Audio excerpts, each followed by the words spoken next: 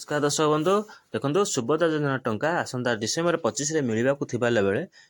किंतु एबे आउ मिलिबनी सेटा वर्तमान घुंचा जाइछि 4000 टंका आपण मानको डिसेम्बर 25 रे मिलियो बोली पूर्वरु मुख्यमंत्री उपमुख्यमंत्री समस्त घोषणा करथिले जे कि बाकी तेबा हिताधिकारी मानको आसंता 25 तारिख रे मिल जिवो सुभद्रा टंका किंतु कोनोसी मेजर कारण जोगु आपनको मिलेन कारणटी सुनंतु। चतुर्थ पर्याय जो दबु पाखापाखि 20 लाख ऊपर महिला को दबु किंतु जो सुभद्रा हिताधिकारी माने असुविधार सामना करुचंती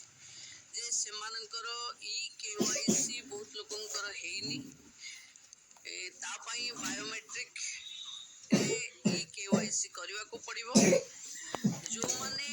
ओटीपी माध्यम रे ई केवाईसी करिसंती सेमानकु भी बायोमेट्रिक प्रक्रिया रे ई केवाईसी करबा को पड़िबो एथिरे पाखापाखि 5 लाख लोक वेटिंग बा अंडर प्रोसेस देखौची जो अंडर प्रोसेस देखौची ता पई हिताधिकारी माने जो चिंता रे अछंती से माने जो माने ओटीपी रे ई केवाईसी करिथिले तांकु भी बायोमेट्रिक रे ई केवाईसी करबा को पड़िबो।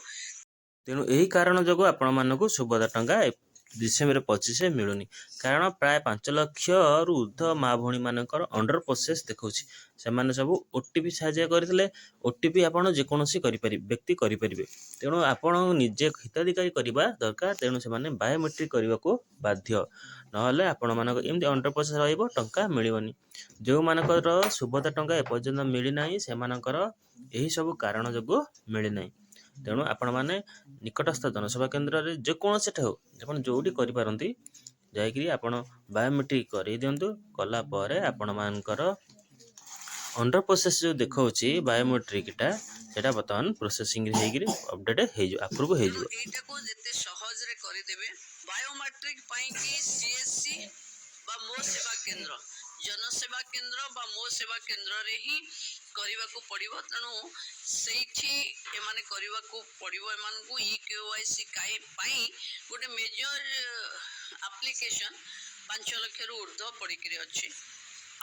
तेणु सुभद्रा योजना टंका आपण मानक पाइबा हेले आउ टिके अपेक्षा करने को पड़ो डिसेम्बर मिलवा थिला वर्तमान डिसेम्बर मिलबनी आसंता जानुआरी रे मिल पारे कौन डेट तो एपर्यंत घोषणा करा जाय नाही तेणु आपण मानक जणाई दिया जिवो केबे एटा मिलिबो तेणु जो मानकर स्टेटस एबे भी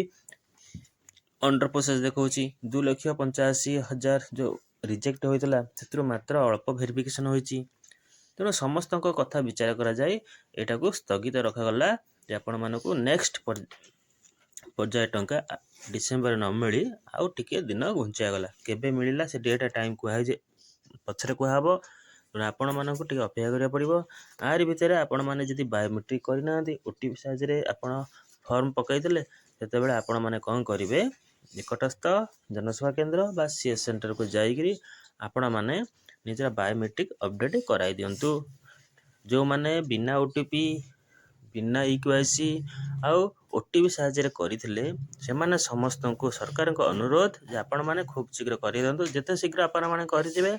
सरकार पाखरे डाटा क्लियर हो जिवो सेते शीघ्र आपण मानकु सुभद्रा टंका मिलिबो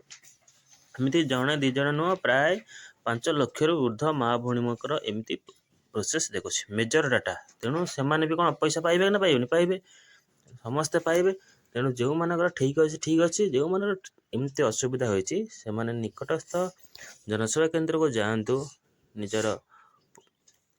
बायोमेट्रिक अपडेट करातु आखि द्वारा हो फिंगरप्रिंट द्वारा हो करातु कलापर आपण मानकर प्रोसेसिंगटा जो अंडर प्रोसेसिंग देखौछि सेटा वर्तमान अप्रूव